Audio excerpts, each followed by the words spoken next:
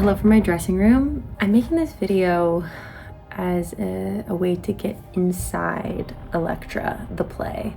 Just to look at the rehearsal space, then taking it to Brighton, and then now we're in London in our new theater. Just to kind of get a vibe of like the work we've done, how we've had to like build this show from the ground up. You know, I've never done a play before, so I'm finding all of this stuff to be really interesting, and maybe it'll be interesting to you too. I think that our process has been really unique because we're taking a Greek tragedy. These plays didn't have specific locations and sets. We are kind of honoring that in our own way by doing it in a empty theater, along with some other contemporary items like a blimp. We have a revolve, so the stage has a circle in it that turns, and very simple lighting cues. And it really, I think, allows the performances to be the thing that you are focused on. But the main thing that sets it apart is the music. So the chorus in a Greek tragedy was either dance or song. In this case, we're doing both. It's very unique and very striking, I think. With evil, with shame, with a name made nameless. Oh,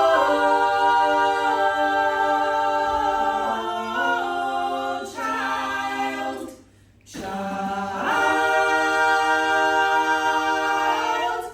you made your life a wall of tears against dishonor. You fought and you won, for they call you the child of his mind. Okay, here it comes.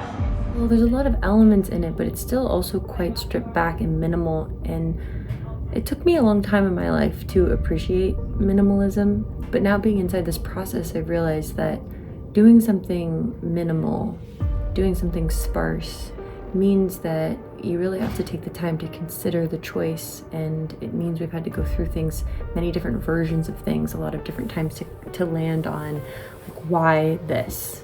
I think sometimes when something is stripped back, it can seem like there's less thought, but actually it means there has to be a lot more thought put into it. At least that's the case for us in this show. Never will I be off.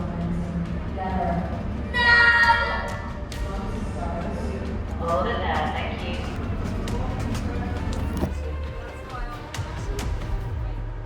Okay, documenting. Final moments in this dressing room. I loved every second of it. Flowers, my weird little sink with all my stuff, my mess. I did not clean it up purposely so you can see what it's actually like. You can see there's just piles and piles of notes everywhere, all around and all in my script too. Last show in Brighton. Let's do this. You know, I don't think people have to be some sort of history buff to be able to get into what we're doing, but it might take some adjusting to see it. So for people to kind of get an inside look as to how, through the rehearsal process, we really all built this together and had to figure out the language of it, from the body movements to the music to the staging. It's not the same thing as going to see some big glittery musical. I think this is a show that's about challenging our perceptions and thinking about what makes us uncomfortable and what kind of violence exists in our life and how we can stop it. Is there a way to stop it? Justice is coming. Also just seeing a woman on stage refusing to step away from her selfhood, refusing to let go of her pain until it's ready to let go of her. Speaking loudly, being bold, being angry, shaving her head, spitting. But my own mother and her lover Aegisthus. It's been very empowering to explore what it means to stand on a stage and say to a group of, 650 people every night, listen to me, what I have to say is worth hearing, even if it makes you uncomfortable.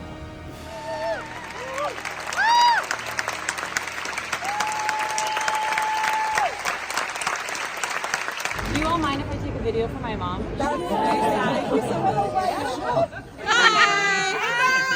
Mom, you'll never believe it. This many people are waiting for me. Hi.